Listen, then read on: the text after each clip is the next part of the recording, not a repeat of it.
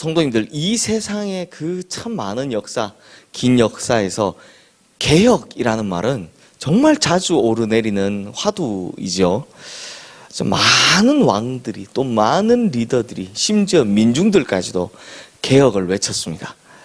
그런데 보통 역사를 보니까 개혁을 실패하는 이유가 두 가지 이유가 있습니다.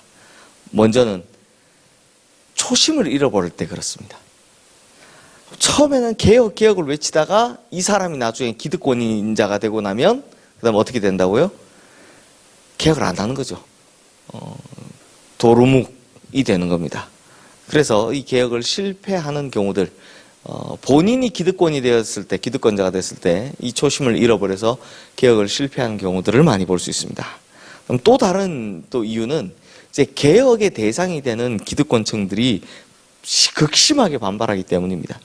우리나라 역사에도 보면요, 기득권 세력들이 강하게 반발할 때 힘 한번 제대로 못 써보고 개혁을 실패한 경우들이 많은데요. 특히 우리 조선 시대 후기가 우리 흔히 이제 나라가 이렇게 점점 망하게 되는 그 안동김 씨 계실지 모르겠지만 죄송합니다. 안동김 씨 그 왕의 외척들 꽉 잡고 있었는데 얼마나 이 개혁을 강하게 반발했는지 모릅니다. 그러다 보니 개혁이 실패하게 되죠. 그런데 역사를 보면요, 이 민심이 개혁을 강력하게 열망할 때 그 개혁하기 싫어하는 기득권층들이 어떻게 하느냐. 보통 보면 시간을 질질 끌면서 그 힘을 빼게 하는 겁니다. 그러니까 앞에서는 알았다 할게 라고 하고선 뒤로 돌아가선 시간을 지체하는 거죠. 그러면서 이제 여론이 가라앉기만을 기다리는 겁니다. 그러면 이제 개혁하겠다라고 하는 주체들이 점점 이제 힘이 빠지고 동력을 잃게 되는 걸 볼 수 있는데요. 오늘 우리가 읽은 본문의 요아스가요, 바로 개혁에 이른 어려운 점을 맞이하고 있습니다. 어제 우리가 본 것처럼 요아스는 7살 때 이제 그 드라마 같은 느낌으로 이제 왕이 되었습니다. 그래서 요아스는 자신의 왕권 쟁취를 위해서 모든 친족을 죽였던 이 아달랴, 자기 할머니죠. 이 아달랴의 손을 피해서 어디서 자랐습니까? 제사장 여호야다의 손에서 성전에서 자랐습니다. 성전에서 숨어 길러졌잖아요. 그리고 7살 되던 해에 왕가의 정통성을 인정받고 다윗 집안의 핏줄이다 해서 그를 따르는 사람들에 의해서 왕에 즉위하게 됩니다. 이때 요아스가 뭔 생각을 하냐? 본인이 성전에서 자랐잖아요. 그러니까 이 오래된 성전을 좀 회복해야 되겠다라는 마음이 가득했던 것 같습니다. 그리고 때가 오면 이 일을 해야 되겠다라고 제사장들에게도 미리 이야기를 했었습니다. 그런데요, 실제로 왕이 되고 30살이 될 때까지, 즉 23년 동안 성전 수리가 요원한 일이 되었습니다. 왜냐하면 이 참 특이한데요.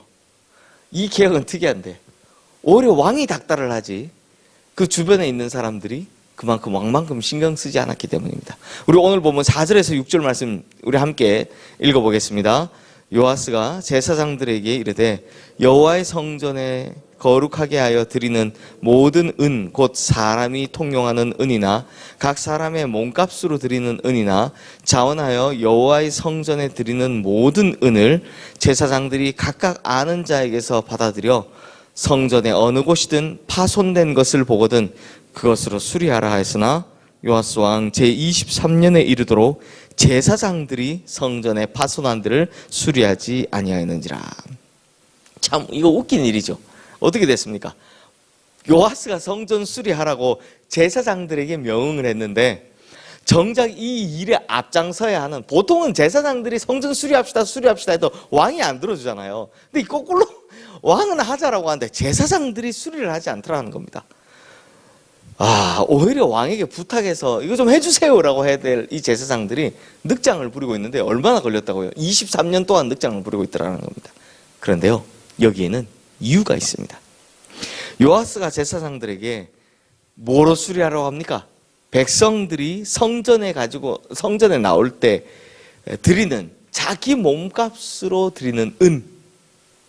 요즘으로 말하면 이제 이 모세 율법에 있는 건데요. 요즘으로 치면 예를 들면 자기 몸값이니까 제산세 정도 되는 이걸 이제 성전에 의무적으로 내게 돼 있습니다. 그러니 야, 너네가 받는 은이 있으니까 이걸로 성전 수리할 비용을 삼으라 라고 이야기를 한 거죠. 그런데 이게 이전에는 어떻게 쓰였느냐? 전적으로 제사장들의 수입이었습니다. 그러니 이걸 성전 수리비에 쓰지를 않는 겁니다. 왜냐하면 성전을 수리하면 뭐가 줄어듭니까? 자기 주머니에 들어오는 돈이 줄어들잖아요. 그러니 제사장들이 하더라 안 하더라? 안 하더라 라는 겁니다. 그래서 7절 말씀 우리 함께 읽겠습니다. 요아스 왕이 대제사장 여호야다와 제사장들을 불러 이르되 너희가 어찌하여 성전에 파손한 데를 수리하지 아니하였느냐?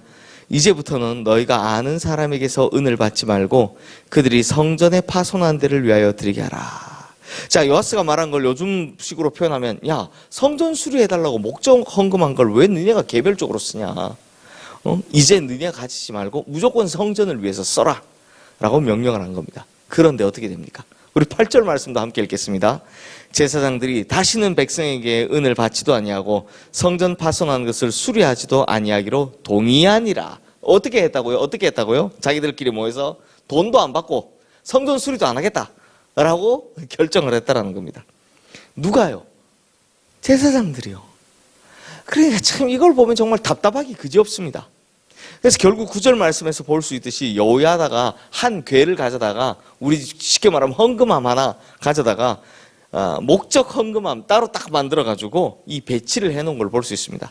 그리고 10절 말씀에서 보듯이 그 헌금은 이제 대제사장, 이제 제사장들이 열어보고 정리하는 것이 아니라 왕의 서기와 함께 제사장이 열어보도록 했습니다. 즉 이게 뭐 장부를 속이거나 혹은 다른 곳으로 흘러가지 못하도록 왕이 직접 이제 관리하게 되었다라는 겁니다. 이렇게 하고 나서야 성전 수리가 시작되는 걸 볼 수 있습니다. 성도님들, 참 이런 걸 보면 답답하기 그지없습니다. 요아스가 성전 수리하기 위해서 관행을 깨고 제도를 수정하는 데 걸린 시간만 몇 년? 23년입니다. 이게 관행이지 실제 법은 이것도 아닙니다. 근데 관행으로 이렇게 해온 겁니다. 그러니 그 사이에 얼마나 답답했겠습니까? 반면 제사장들은요, 어땠다고요? 절대로 자신이 손해보는 일들은 하지 않으려고 한 겁니다. 그리고 자신들이 귀찮아지는 일은 하지 않으려고 하는 겁니다. 그렇다면 성도님들, 우리가 오늘 이걸 보면서 이 두 부류의 사람 중에 우리는 어디에 속해 있습니까? 절대로 나는 손해보지 않겠노라고, 나는 희생하지 않겠노라고 손 털고 있는 제사장 부류입니까? 아니면 하나님께서 원하시는 것을 하기 위해서 발벗고 나서는 요아스 부류입니까? 혹시 우리가 내가 손해지는 걸 손해보지 않으려고, 혹은 하나님께서 원하시는 일을 뒤로 밀어놓고 나의 것은 절대로 희생하지 않겠노라고 생각하고 있지는 않은지, 이 답답한 제사장들의 모습이 우리의 모습은 아닌지 다시 한번 생각해 봐야 되지 않겠습니까? 그러므로 우리 성도님들, 이제는 주님께서 원하시는 일이라고 하면 두 팔 걷어붙이고 참여하는 주님의 충성스러운 백성들 되시기를 주님의 이름으로 축원합니다.